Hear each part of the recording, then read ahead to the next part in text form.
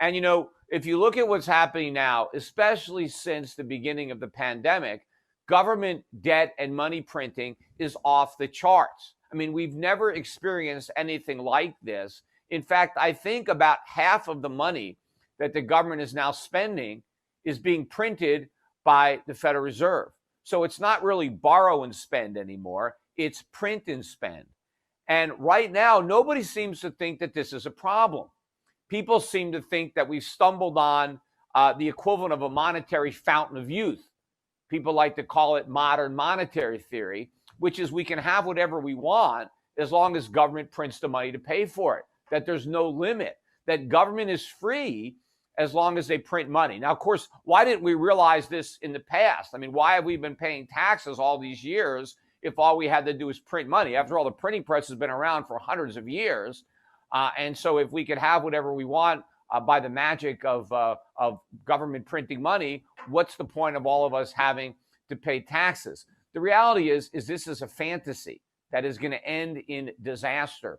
So this is all a ruse because the government is trying to justify a reckless monetary policy that is designed to protect the government, not the economy or not the people. But we're about to suffer the consequences of all this inflation in a way that's far greater than what I even imagined when I first began coming to these money shows. And a lot of that, too, has to do with what's happened during the pandemic, which is obviously not an event that I had built into my forecast, but nonetheless is simply accelerating everything that I have been forecasting and will make it worse, especially if you're poor or middle class and you're working and all you have is your wages, and those wages are going to be dramatically diminished in value because of inflation. But probably more important to this audience, if you are a saver, if you are retired, or if you are nearing retirement, you are about to be decimated. Your entire life's savings is about to be taxed away by inflation. Government spending is going to go through the roof under Biden. It already went through the roof under Trump, so the roof is gone. It's just going to the sky. Because if Trump was as reckless with a Republican Congress, imagine how much more reckless Biden is going to be with the Democrats controlling Congress. Biden is inheriting a $3 or $4 trillion deficit. You think that deficit's coming down? No. And the Fed is going to have to print more and more money. The balance sheet is already, $7.5 trillion. It's going to go through 10 trillion this year. Maybe it could get to 15 or 20 trillion next year. The dollar is going to be destroyed. That's why the US dollar is already falling, despite the fact that all the experts predicted it would rise. It ended 2020 with a loss, and now it's poised for a much bigger loss. The price of gold rose and made a new high. It got above $2,000 an ounce, rising from $1,050 in the end of 2015. The stage is already set. Look at oil prices. They're at $53 a barrel now as I speak. Oil prices are going to shock people this year, probably by how high they can climb. Look at what's already happening to industrial metals. Look at nickel. Look at copper. Look at commodities. Look at soybeans in the teens. Everything is getting more expensive. And the Fed is still pretending that we don't have enough inflation as they're throwing gasoline on the fire. When the only constant in life is change, you need to be ready. This is the ManMadeSurvival Show. Hello everyone, my name is Jose Prado of ManMadeSurvival. Thank you so much for coming back to the channel and watching this video. I really do appreciate it because this video is very important because we're really going to talk about a subject that is going to affect everyone. Everyone in your family, everyone in the country. All right, so please share this information with your friends and loved ones because this one is going to be the one that they're probably going to listen to if you send it to them or if you share it on your social media, because we're going to be talking about a subject that a lot of people care about, and that's their wallet. Okay, we're going to be talking about the economy to start off with, but I am going to transition into how we are seeing the prices of food go up. Okay, we're seeing the food inflation starting to hit here in the United States, and we have to make sure that we prepare for it because we're very close to going to hyperinflation. And if you don't know what hyperinflation is like, you really need to study what happened and how people lived in Venezuela, Zimbabwe, and other places that have had economic collapses. So that's essentially what we're going to be talking about. So please share this with your friends and family. Please like this video, comment on the video, and subscribe to the channel on whatever social media you may be listening this to, so we can get this information far and wide, and we can get people to get themselves prepared for what is coming, right? Because now that we're going into this new administration, a lot of things are going to happen, a lot of things are going to change. So we have to make sure we position ourselves so we don't suffer so much like other countries have, right? So before I get into the podcast, I do want to remind you that I'm giving a book away for free. It's Preppers Secrete Cache. You can go to www.prepperssecretcache.com, or you can just go to ManMadeSurvivalStore.com. The link is also there. All right, the book is absolutely free. All we need your help is with shipping. So please get the book, give it to a friend or family, start preparing, because now as the time goes, we are going to need every ounce of knowledge that we have, that we can get ourselves, or that we can get in our hands. So please share this with your friends and family. All right, so the reason that I wanted to start this podcast with what is happening in the economy is because we are starting to see the repercussions of all the money printing that we've been doing. All right, it's something that we have been warning about for a long time now. There's people in the media, even 10 years ago, that were warning about the spending that we're doing. And we never thought we were going to get to this spot that we are right now, right? $30 trillion.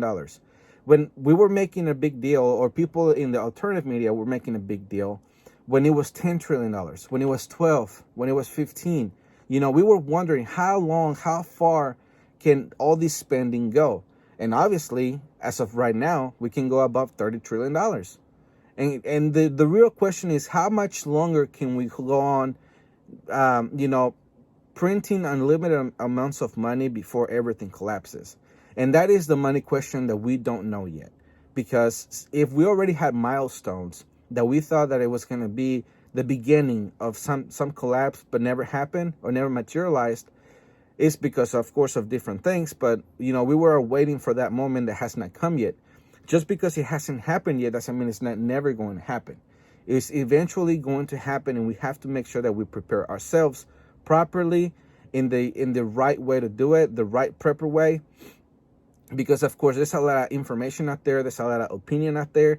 And what I'm going to do, what I'm doing with this podcast, with this community of preppers, is that I'm establishing how prepping should be.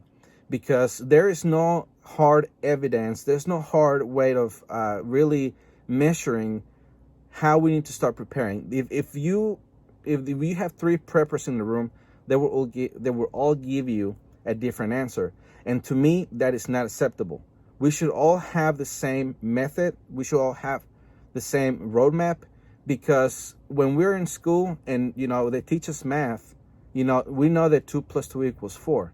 We cannot make our own answers, our own method, or anything like that, So that's exactly what I want to do with prepping, because 2020 has really taught us that we have to be prepared for anything to happen.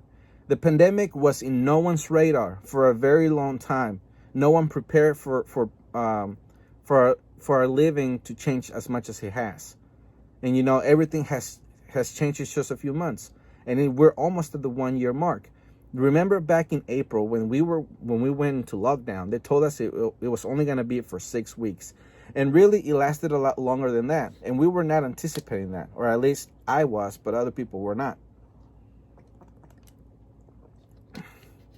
If you remember, Fauci and Trump were telling us that all of this was only going to last 6 months, that we're just trying to get the curve to come down.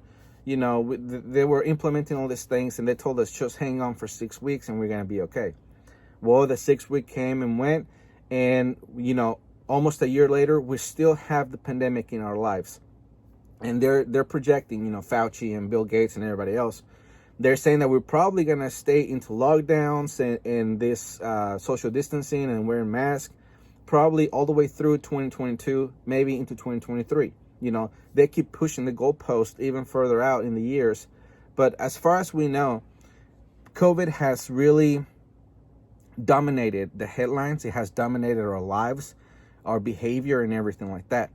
Okay, so preparing for a disaster, for whatever it is, it has to be something that we all do, not just whatever we think it's going to happen. Okay, so as you know, as I've teach it, or as I have taught it, and if you're new to the channel, you're going to get some fresh new information. Okay, whatever it is that you're preparing for, whatever scenario it may be, it all has to have a common denominator. And it all has to be around the supply chain collapsing. And the reason that I say that is because, as we know, some people prep for natural disasters, but natural disasters are only local and very small scale compared to nationwide. If there's a tornado in your town, it's only going to be for your town for however many miles the tornado lasts. Even if it's a big old storm that covers over half the country, it's still going to be, smaller places all throughout the country. But when we're talking about an economic collapse, it affects everyone and everything, starting with the supply chain. All right, that is why I want to talk about this podcast, or that's what I want to talk about on this podcast. So let's first start with the debt, because the debt right now, the U.S. debt is $27.8 trillion, not including the last 2.4 COVID relief package. So in reality, the debt is $30.2 trillion. Think of the consequences. And the reason that I tell you to think about the consequences is, as I mentioned a minute ago, how much further can we go into debt? How much further will we go into debt to where it collapses? And that is exactly what we have to prepare for, all right? So right now, we have a scenario in front of us that we know what the outcome is going to be. So we have to do everything in our power to prepare for it right now, okay? We can prepare for a war, but we never know when a war is going to come. We can prepare for an EMP, but we don't know exactly when the EMP is going to come, okay? We can see the signs, we can read the articles, and there has been several times when we all believe that we were really close to go to war against Russia, but it never happened. I'm not complaining. I'm very thankful that nukes didn't start flying around. But the point is that even though we anticipated it, it didn't happen. Now, with this economic collapse, it's eventually going to happen. The only reason it has not happened is because we have the printing press in the United States, and the United States or the US dollar is the world's reserve currency. So that is the only reason why we have not collapsed. Okay, right now, China, Russia, and other countries are working around the clock to make sure that they create their own system where the yuan, which would be the Chinese dollar, will be the new world reserve currency. And that will create a collapse in the U.S. economy that we've never experienced in our lives, okay? So we have to make sure we prepare ourselves for that, especially if you live or you are the part of the lower rung of the economic ladder, because of course it's going to devastate you even more than it's going to do with rich people. Because, rich people, all they do is that they take their millions, they go to another country, and they just live there. All right. For you and me, for us, it's very difficult to move anywhere. Okay. So it's not just simple as for us to just get up and go somewhere. Okay. Migrants, they leave everything behind. I've experienced it because it happened to me one time in my life. You just leave everything behind. You sell everything you can, whatever you couldn't sell, you leave it behind, and you just head to another country for a better life. I do believe that sometime in the future, when all of this is going down and is getting very hectic, people will flee the country. They're going to sell everything they can, because they have seen the writing on the wall. Everything is happening. They're going to try to flee the country. So really, this is for the people who have no means to go anywhere. They have no plan of going anywhere. They would rather die here than going anywhere. So if you're in any of those categories where you know for a fact that you're not going to go anywhere, you have to make sure that you're prepared to live in an economy that has collapsed. Okay, that was the reality for many people, very many people in Venezuela. The country of Venezuela once boasted of being one of the major producers of oil. And actually, they have the biggest reserve of oil in the entire world, as far as we know. And the people there lived a first world, economic boost, or whatever you want to call it. You know, they knew exactly what you enjoy here, they enjoyed over there. You know, running water, food in the grocery stores all the time, you know, movie nights, skating rinks, you know, McDonald's, whatever you want to think that you have here in the United States, they had it there. But then when Hugo Chavez came to power and he changed everything, the collapse happened very quickly. The collapse happened so fast that people did not know how to react or what to do. So when they noticed that everything was skyrocketing, when the hyperinflation hit, they had no money. What they did, they started looting all the stores, all the little stores around their town, all the big stores around their town. They started looting it. Okay. When those business owners finally went into bankruptcy, because for one, everything was so expensive to really invest into refilling their stores, they just simply did not do it because they knew the mob was going to come for them. You know, once that happened, the devastation on the food supply, it was felt everywhere. I have shown you here videos of people really going into the stores and trying to take everything they could. You know, they even stopped the truck that had live chickens in it, and they brought it down and they took as many chickens as they could take home, and that's what they ate, you know, for at least for a little while. So that is why you have to make sure that you are prepared to be able to withstand the supply chain from collapsing. You know, if it collapses, you're good to go. Which that means that you have to make sure that everything is done and is in place before anything happens. You cannot wait for the last moment, which sadly it seems that the American people will wait for the last minute to do things. For example, they waited for the last minute to buy guns. You know, last year, millions of people, brand new owners of guns, or brand new people that never owned a gun before, they were buying guns on record pace. You know, all the bullets are essentially gone. You can hardly find anywhere. You can find anywhere, and the reason was because of all the riots that happened last summer. Now people are buying even more guns because the Biden administration is supposed to take office on Wednesday. So do not wait for the last second. Oh, and now that I think about it, when the pandemic started, right, when the pandemic first hit New York, Washington State, and California, people did not prepare until they were told that it was there. And once that happened, everybody went into the store, they bought everything that they could, and they left as quickly as they can just to come back and try to buy some more. Of course, toilet paper was the first thing that flew off the shelf. But once people realized that it wasn't just toilet paper that they were going to need, food and water left just as quickly. And as you remember, it prompted all the stores to pretty much establish buying limits so people could not, quote unquote, hoard all the food. So we have to make sure that we have everything in place before anything happens. Now, the new administration is coming into the office, and Biden has pledged that he's going to fund a lot of things that's going to cost trillions of dollars. For example, this package that he's trying to pass is going to cost about $1.9 trillion. And there's some Democratic leaders that have said that the package is not big enough. So they want to do even more spending. All right, just like in at the beginning of this video, Peter Schiff started, talking about the inflation that is coming. And that is also it's also because of all the money printing that we're doing. We're going to see the effects of it in the consumer price. You know, once everything starts, all the prices start going up in the store, that's when you're going to care. And again, only people only care when their wallet is affected. All right. So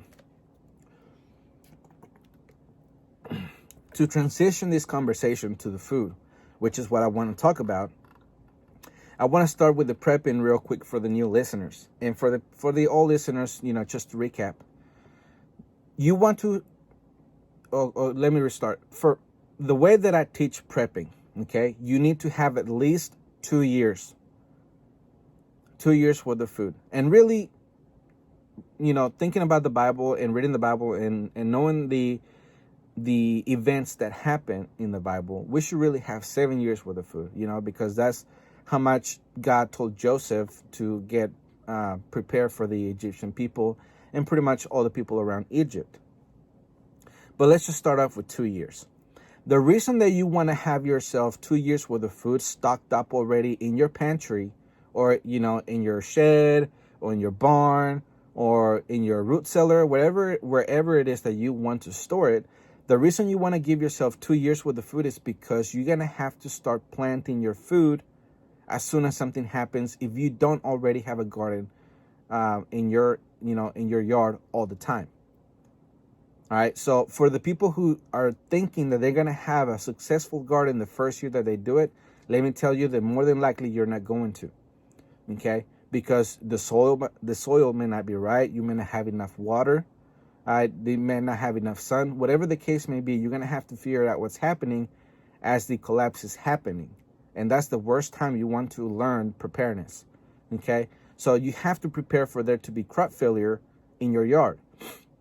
So while you have crop failure, that's where you rely on your preps, on the things that you stocked up on, while you learn how to do the farming, all right? And also, you want to give yourself 2 years worth of food because you want to give yourself 2 cycles of growing seasons for you to really start storing everything that you need. Also, you're going to need livestock. The reason you want livestock is because you want to have your grocery store in your own backyard. If you have chickens, rabbits, or any other livestock, they're going to give you everything you need in order for you to have a successful garden and be able to feed your family with the proteins that they need. Also, your garden should not only be vegetables. In your property, you should also have fruit trees, nut trees, and whatever other type of tree that you think you're going to need for your family's nutrition, okay? Because we can have those type of trees in our yard. They're going to grow. They're going to give us the fruits. And that's going to be just another layer of security for our food supply. So that is exactly why you want to do that. Okay, and let me tell you, there's a lot of prepper channels. There's a lot of preppers out there talking about you need to buy. But there's never really a plan for resupply. And let me just tell you that at first when things go down, things are chaotic. Don't get me wrong. But there's going to be a period of time where things will pretty much stabilize, and then the chaotic time is over. You know, it's not going to happen anymore. You know, crime might be a lot higher than it was before the crap hit the fan, but things will stabilize. You know, people will find a new way to feed their families, you know, to be able to sustain themselves, and things will stabilize. They're not going to be perfect, or they're not going to be the way that they used to be, but people will acclimate, and you can go from there. That is the reason why you want to make sure that you position your life to be a homesteader. So don't just focus on buying things and stocking up, because really what you're doing is once that runs out, all you did, you just put a pause on the time clock for you to become a marauder and then go door to door trying to find out what you're going to eat. You know, that very same people you're supposed to be protecting yourself from, you could become because you don't have a resupply plan. So that's exactly what you have to do. And let me tell you, you have to take steps, because it's not just that you need to stock up on things, it's that you have to build yourself an infrastructure. Even if you don't want to have chickens right now, you can build a chicken coop and have the chicken coop ready for when you finally do have chickens. Or, you know, or the housing for rabbits or goats or cattle or sheep, whatever it is that you want to raise. That same thing can go for your garden. You know, you can have the spot ready where you want it to be. You can make sure you have enough bags of dirt, or you can have, you know, everything ready for you to just go ahead and start planting. You can set the things in place, have everything in place without you doing it. Of course, you want to have the practice, but you can do it. All right, you're gonna have to have the tools for your garden. You're gonna have to have the tools for your barn, or for your chickens, for your cattle, for your livestock. You're gonna have to make sure that you have all that in place. So really, you want to transition from prepping and just staying where you're gonna stay to becoming a homesteader once crap hits the fan. All right, so make sure you understand that, because this is the first headline that I have for you. COVID-19 is driving up food prices all over the world. That's from ilostat.ilo.org. The COVID-19 pandemic, along with the associated lockdowns, mobility restrictions, and physical distancing rules, has not only led to a significant increase of unemployment and considerable income losses for many people, but has also altered the spending patterns of consumers and the level of price inflation that they face. In particular, the lockdown measures have affected the supply of and demand for certain products and hence their prices.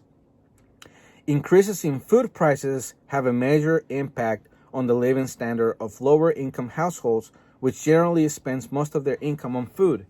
Even a small increase can confront the members of such household with difficult decisions.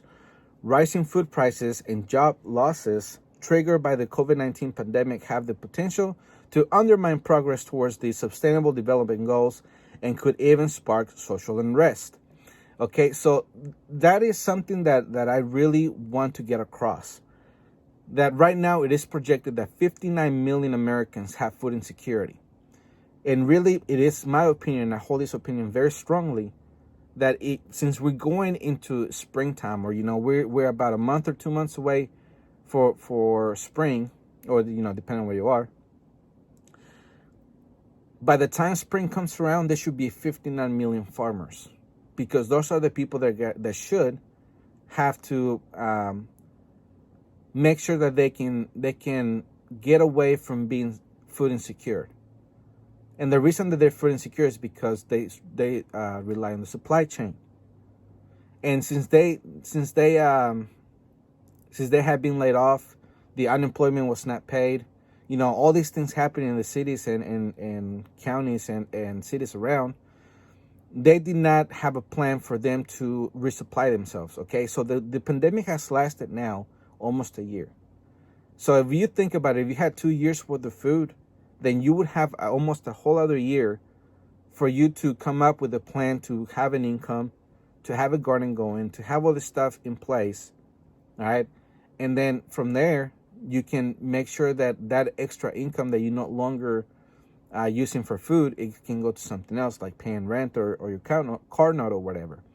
That is what we saw when people were going to food banks. They were saying that whatever little help they could get from a food bank, it was going to help them with their food costs, because that extra money could go to something else, right? So that's why you want to take matters into your own hands. Now, I want to show you a video that was pretty much filmed in China. And this is what happened in China. Just a real quick background on what happened. They were announced that they were going to have another lockdown. So China went ahead and locked 20 million people back again because, COVID-19 showed up there again.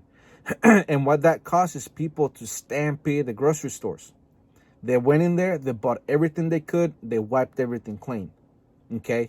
But before they did that, the grocery stores, they put up the price, they artificially inflated the price to prevent people from panic buying. And they even tripled the price on some items, but that did not stop the crowd. All right, so this is what happens when people become scared about food, or when they see that there's a crisis and they have to do what they have to do in order for them to secure some food for their family. One, they're gonna pay a higher price for the things that they could have had if they would have prepared beforehand. And two, they're not going to care how much they have to pay. Even if they have to empty out the entire wallet, the entire bank account, in order for them to get the few things that they think they need for survival, they're going to do it, okay? And it goes to show that they had already gone through lockdowns one time before a year ago, and it was brutal, right? The same tactics that were used last year of people being locked in their houses, being pretty much welded in there so that people couldn't get out, is the same thing that they did again.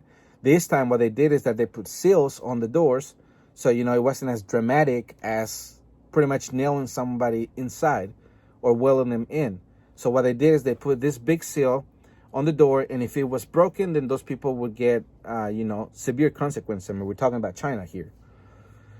So instead of them having what they needed, preparing, having a stockpile in their home, they waited for the last minute. Now they're panicking. Here's that video.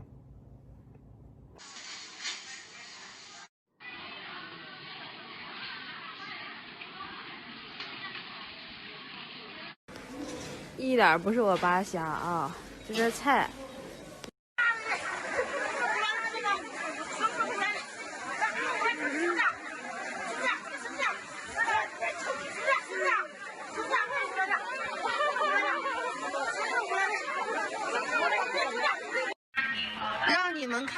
啊，现在小米辣的价格，我的天哪，71.5毛9。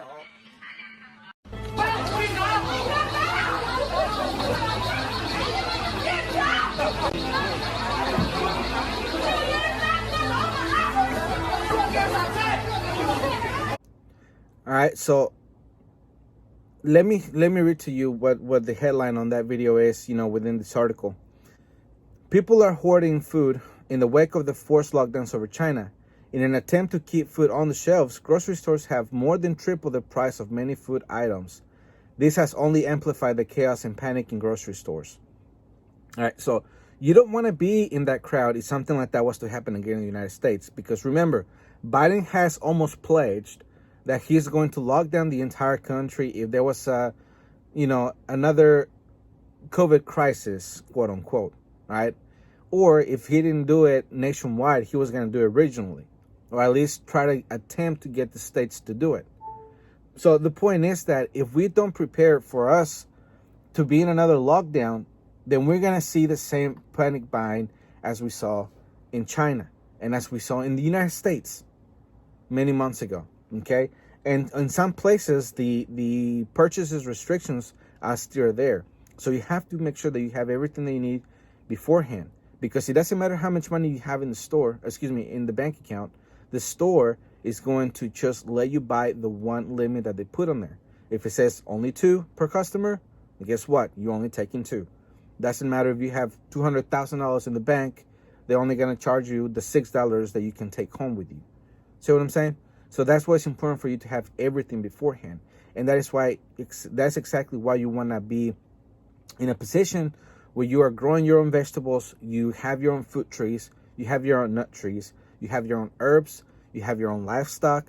So when something like this happens, you can rely on that and not on the grocery store. And it's even going to be a little bit healthier for you. So that is why it's important for you to prepare in that direction. And remember, you first have to start with your alliance so you can know exactly how much food you're going to need, how much water you're going to need, how much everything of the things that teach you you're going to need. All right. So that's why I wanted to show you that video, because we have to see if the United States is doing anything to really protect our supplies, because there's problems going on around the world, as far as the economies go and the exports go. So the next headline that I'm going to show you talks exactly about that. Other countries are protecting their food supplies. Are we? This from the AbsorberExtra.com. Argentina is normally the world's second biggest corn exporter, with sales of about $4.4 billion. That represents nearly 15% of the world's corn export market, a significant amount that the global food system expects to see through the normal course of trade. The country is also a major soybean exporter. In fact, its soybean sales are double that of corn sales. It's also a worldwide leader in wheat exports. So with those commodities being next to be held back, all right, so I want to come back real quick and comment on it, because even though they are the number 2 exporter of corn, they export even more on soybeans. So if they're having trouble, and also wheat, we use wheat for everything, and soybeans and corn as well, of course. But if they're having trouble being the second largest country that exports all of these goods, what are the other countries looking like? We're going to look into that in just a minute. I believe 2021 will be a year that we should all watch very closely with regards to the food supply. We've already heard difficult predictions from Canada's food price report released in December, which estimated food will cost families 5% more. That's nearly $700 more. Think about that. Then last year, vegetables along with meat are the leading commodities that are expected to climb the most, an estimated 4.6 to 6.5%. National food policy advocates have long warned that we need to be more self-sufficient in food. Maybe measures like export holdbacks and escalating prices will drive that point home. Increased self-sufficiency will only happen if it's planned, and right now it's not. Okay, that last part on the article makes the most sense. If you do not have a self-sufficient plan or a resupply plan right now, you're not going to have it later. And if you try to do something in the last minute, as millions of Americans have, try to do it in the last minute, you're going to fail, and you're going to fail miserably, and your family is going to look up to you, whether you're mom or dad, for them to be fed, or for you to find the problems that they're going to be facing at that moment. So hopefully you know exactly what to do, because otherwise you're going to have a big headache, heartache, and a lot of stress in that moment. All of that can go away if you're prepared beforehand, which is exactly what I teach you here. That's what I advocate for, and that's what I want to push in this prepper community. All right. Real quick, she said, or actually the article person said, that food with vegetables and meat, which of course is two of the main things that we always eat in one form or another, is going to rise 4.6% to 6.5%. All right, so if a 5% increase is nearly $700, how much is a 6.5% increase? That is what you have to take into account. Now, let's go back into the economy for just a second. If we're seeing these type of price hikes with the amount of money that we're printed right now and nobody's worrying about it, and we don't have hyperinflation, and it's that expensive already, how much more expensive it's going to be once we look like Venezuela, once we look like Zimbabwe, once our dollar is so worthless that we hit hyperinflation? Remember, China, Russia, and other countries are working right now for them to have their own world reserve currency, and they're working on China to be the world reserve currency. So if they dethrone us from being the world reserve currency, we're going to hit hyperinflation quicker than we can breathe, that we can take one breath. Because the only thing that's sustaining us is the fact that we have the printing press here in the United States, and that we are the world's reserve currency. If it wasn't for those two things, we would not be able to print as much money as we can. All right. And, you know, if we can get this far with $30 trillion, how much more further away, or how much further more can we go along before we implode? 35 trillion, 40 trillion, 100 trillion? Where do we fall off the cliff? Or have we already? We're just barely hanging by a thread. We don't know yet, but we are seeing the writing on the wall, and you have to take every step right now in order for you to make sure that you're prepared for that. The next article is very small, but it really gives you a timeline, because it's the same thing with the first headline that I gave you, is that there's a timeline on how long Argentina is going to, you know, stop the exports from going anywhere in the world. Russia to restrict exports of grains, oilseeds. That's from worldgrain.com.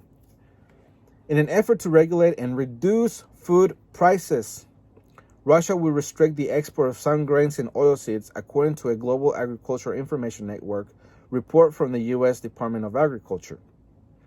Russia will restrict the export of wheat, that's again wheat right there, rye, corn, sunflower seeds, and rape seeds in the first half of 2021. The new measures will be effective January 9th through June 30th, 2021. What will be the effect? What effect will this have on the markets? And that's a real question that I ask, because if Russia, being also one of the largest exporters of all those commodities, that is going to affect the market sooner rather than later. That's why I'm telling you, you have to take steps right now for the food inflation to hit this summer. So you really have to make sure that you have a garden on the ground right now, or not right now, but you know, when the ground is not frozen anymore, you can actually put down seeds, because it takes about 100 days for a plant to grow old enough to start giving you produce. All right. And you know, it depends on where you are, and also depends on what type of plant it is that you're growing when it's going to give you produce. But also chickens. If you go to one of the stores like Tractor Supply or any place like that, you know, farmer's market, and you get chicks, it takes them about 20 weeks for them to start laying eggs. It took my chickens about 22 weeks before they did any. Okay, so that is exactly why I tell you that you need 2 years worth of food. Because if you have to wait 100 days, or let's just say 90 days, just to round it up, that's 3 months you will have to wait before the plant gets old enough and starts to produce the vegetable. It's not going to be ready to consume, probably not yet. Like, again, depends on what it is. Chickens, right, from the time that you bring them home, however old they may be several days old, maybe not even a week old. It will take 20 weeks approximately. It could be more, it could be a little bit less, but approximately 20 weeks for them to be old enough to start laying eggs. And sometimes chickens, they don't lay eggs, or they don't lay many eggs at first. They kind of build up to it. So if you have a brand new hen that's pretty much nervous and for it to start laying eggs, you're going to have to be patient with it and wait until she's ready to produce eggs. And not just that, to produce in a big amount. So you don't just need the one chicken. You're going to need at least 10 to 30 in order for you to have a big amount of eggs coming through, so you can have an adequate diet and be able to feed your family. So you have to make sure that you take that into consideration. Okay? That is exactly why, once more, you need at least 2 years worth of food. Because if you only have 6 months and it takes your chicken 20 weeks to produce, or it takes your plants 100 days to produce, or it takes your trees, a year to start producing, then you're setting yourself short and you're going to have a crisis on your hands. Okay? And if you try to rely on government handouts like Venezuelan people have, the Venezuelan government doesn't, little crates of food or a little box of food. The food that's in those boxes only lasts about 3 days. But here's the thing. Here's the catch. They send that box only every 2 to 3 weeks. So even though they send you 3 days worth of food, then you're not going to get another one until 3 weeks later. So the starvation in Venezuela is very real. All right.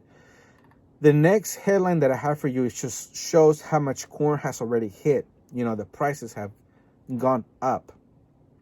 And that is not the only thing that's going up. It's also soybeans. I think it's wheat as well. There's other commodities that are going up. And we're going to start seeing the food price increase in the grocery stores. That's when you really care. You don't care about the markets, what they're doing, whether it's high, record low, whatever it is. You don't care that the farmers are having a hard time. What you care about is going to the grocery store and picking whatever can of good that you want right off the shelf. And you don't think about where it's coming from, how it's processed, anything like that. All you care about is going to the grocery store, picking it up, put it in your buggy, go pay for it, take it home, and prepare dinner for your family. That's all you care about. And let's be honest, that's like what I care about too. And if it wasn't for this podcast, me doing this podcast for you, I would be blinded to the majority of the things that I know right now. Okay? Because now I'm doing this to where I want to expand this community of preppers. So this information is for your benefit, is for my benefit. And now that I'm deep into the articles, into the news, alternative news, mainstream media, prepper news, whatever it is, I put it all together and bring it to you. And I have a better understanding. And that's the understanding that I'm trying to bring to you. Okay? So hopefully all of this is making a lot of sense. Hopefully it's making you want to get even more prepared or go in the right direction that I teach here each and every time I do a podcast. Okay? Because it's not just enough for us to know what's going on. We have to do something about it. Okay? Because if we wait for the last minute, we did not do anything about it. We waited for the last minute. Okay? So we have to make sure that we have all this stuff in place. Your fruit trees should already be putting, fruit years in advance before we have a full-on collapse. Your soil in your garden should already be ready years in advance. The seeds that you're going to be preserving from the crops that you grew, they're going to know what they're doing because they're the generation before them passed all the knowledge, and they're going to be more prepared for where they are, and they're going to have a better yield. Okay, so that is the reason why you want to save your seeds, but that's why you have to have all of these already in place. It has to be a way of life. It can no longer be a hobby. Okay, I'll say that one more time. Prepping from now on should be a way of life, not just a hobby, because that's exactly what it has been for many people through many years, just a hobby. Because I'm gonna be honest, prepping is fun. All this gear is fun. Going camping is fun. Practicing your firearms is fun. But when you only do it for fun, more than likely you don't do it often enough, or you don't really care that much. But once it becomes a lifestyle that you take serious each and every day with yourself, your family, and your alliance, when things happen, you're going to know exactly what to do, and you're going to have a very strong community. That's exactly what we need. We need a community of preppers, and with your help, if you share this information with everyone in your social media, I want this prepper community to do things that has never been seen before. But I can only do it through your help, so please share this information with your friends and family. All right, so now we have to wonder, what is the United States doing? Okay, because if I'm sitting here as a prepper looking at all the news, reading the articles, and I am aware of what's going on, we have to know and wonder if the United States knows about it, and of course they do, and or if they're doing anything about it. And this is exactly what you're going to find out in this next headline. All right, it says USDA cuts U.S. corn, soybean supply outlook. That's from Reuters. U.S. soybean and corn supplies in September will be smaller than previously forecast due to a reduced estimate of last fall's harvest, the government said on Tuesday. The U.S. Agriculture Department pegged the 2020-2021 domestic soybean ending stocks outlook at 140 million bushels, down from its December forecast for 175. And corn ending stock at 1.552 billion bushels, down from 1.702 billion in December. Okay, so the reason that is important, and even though it sounds like there's still a lot out there, when you have that big jump from estimates to where it's actually out there, it's alarming, because what other problems are they either hiding or are not noticing? Are they even taking into consideration that there won't be any exports from Russia, from Argentina, from Brazil, or other countries? Are they paying attention to all these things? Because, as I've mentioned here for a year now, we're almost at our 1 year anniversary.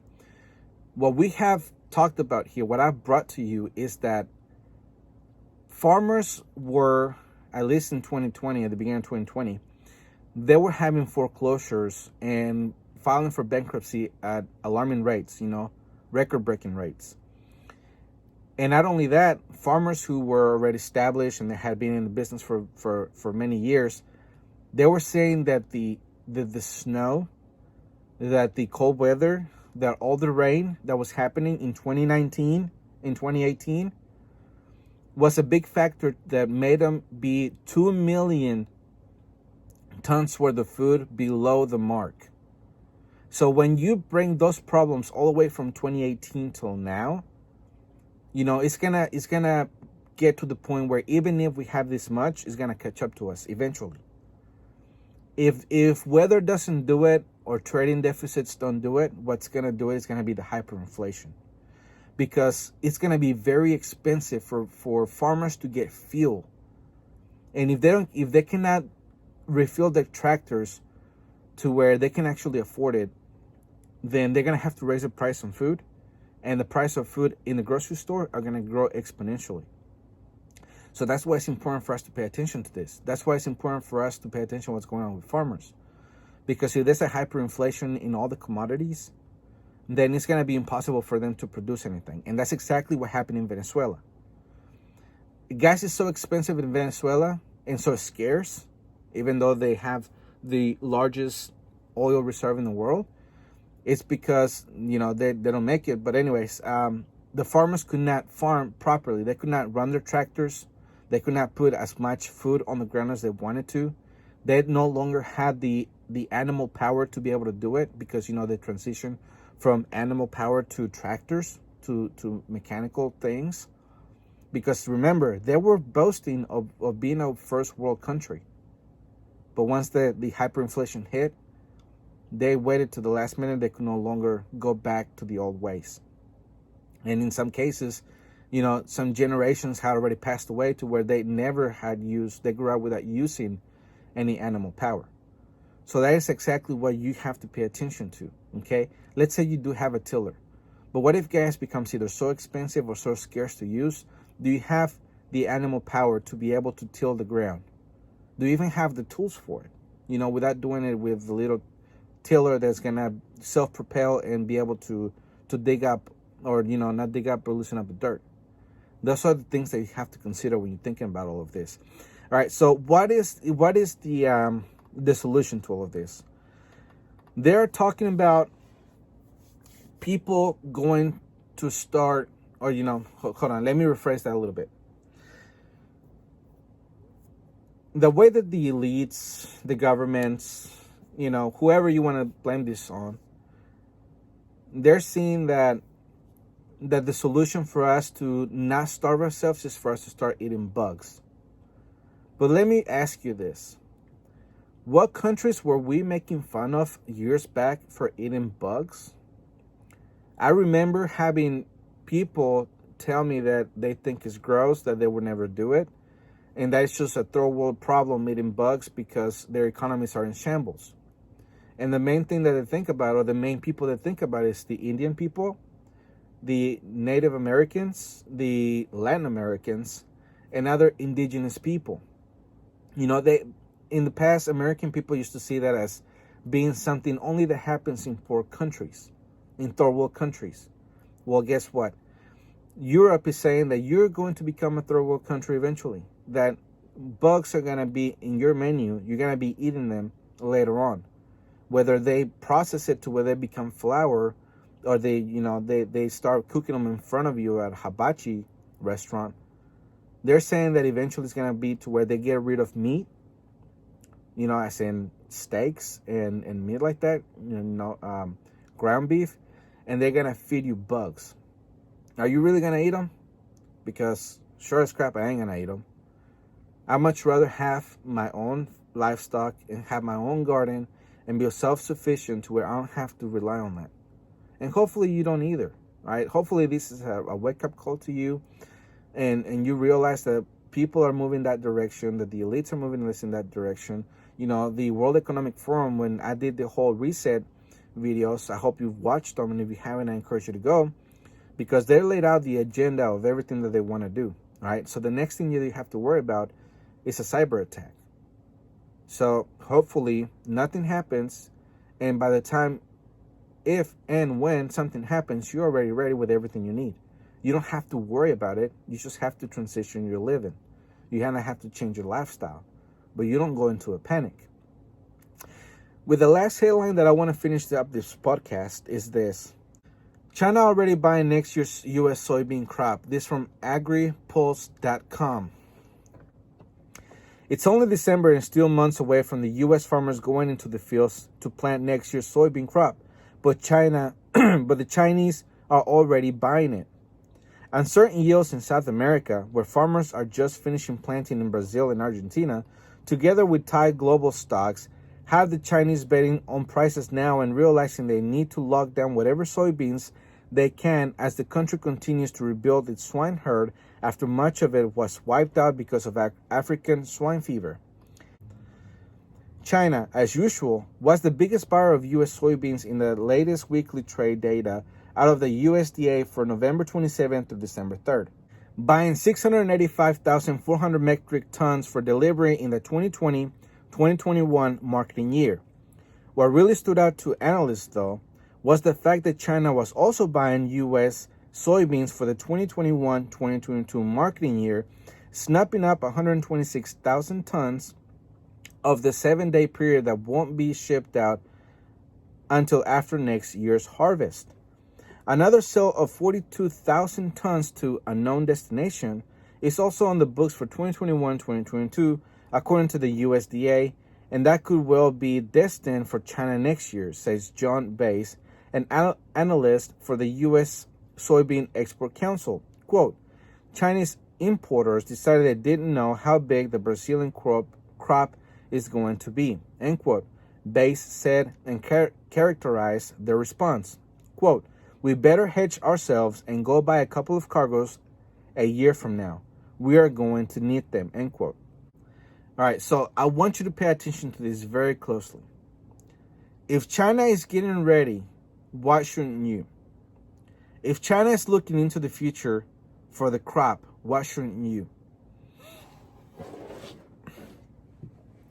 They know that they're going to need it. They're buying food as much as they can, hand over fist. They're trying to accumulate as much as possible for their population. I mean, they do have a lot of people there. 1.5 or 6, 7 billion people. I mean, that's a lot of people. That's a lot of food. That's a lot of water. My point is, if we know that this is going on in China now, and now you know because I've told it to you, then what are they preparing for? Is it that weather is changing? Is it that they're going through a famine? Even though they're not calling it that, at least not yet, they're taking every step necessary for people not to be wasting food. Other countries are experiencing, weather patterns that are destroying the crops. For example, here in the United States last year, there was what they call a derecho, and it destroyed crops of corn. I think, if I'm not mistaken, it was across 5 states. You heard that right, 5 whole states. And it could have been more, but I'm not 100% sure. The point is that if there's natural disasters that is happening to the crops, then we have to make sure that we have our stock offs in place. If they're stocking up, we should be stocking up. Let's remember also that the swarm of locusts was hitting, the other side of the world very heavily last summer. Again, another problem into the supply chain. So that's why the supply chain is extremely important, and that is your common denominator for whatever scenario you may be preparing for. But you have to start off in the right path. And you really have to look into the future, because we have different aspects. We have different factors to think about. For one, I told you about the economy. 2, the prices going up. 3, the devastation that the countries are experiencing because of weather or COVID-19 or whatever it is. We're going to see shortages of food if there's not a lockdown. People freaking out. There's just a whole bunch of things that could happen. And for you to have peace of mind, you have to have everything in place. So I really encourage you to really prepare now before we turn into Venezuela.